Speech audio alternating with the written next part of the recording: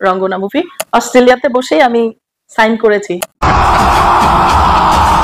দীর্ঘদিন পর চিত্রনায়িকা শাবনূর রঙ্গনা সিনেমার মাধ্যমে বড় পর্দায় ফেরার আভাস দিচ্ছিলেন।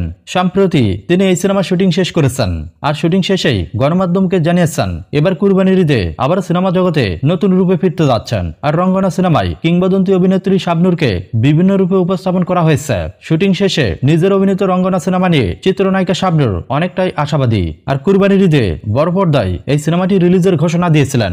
তবে সবচেয়ে দুঃখের খবর এই যে শাকিব খানের তুফান সিনেমার টিজার রিলিজের পরই রঙ্গনা সিনেমার পুরো টিম অনেকটাই থমকে গিয়েছে, আর বর্তমানে তারা তাদের সিনেমার প্রচারণা একদম বন্ধ করে দিয়েছেন। হঠাৎ কেন শাবনূরের রঙ্গনা সিনেমার প্রচার প্রচারণা বন্ধ হয়ে গেল সে বিষয়ে খোঁজখবর নিতে গিয়ে বেশ কিছু চমকপ্রদ তথ্য উঠে এসেছে। বিশেষ করে শাবনূরের রঙ্গনা সিনেমার প্রচার প্রচারণা বন্ধ হওয়ার মূল কারণ সুপারস্টার শাকিব খান।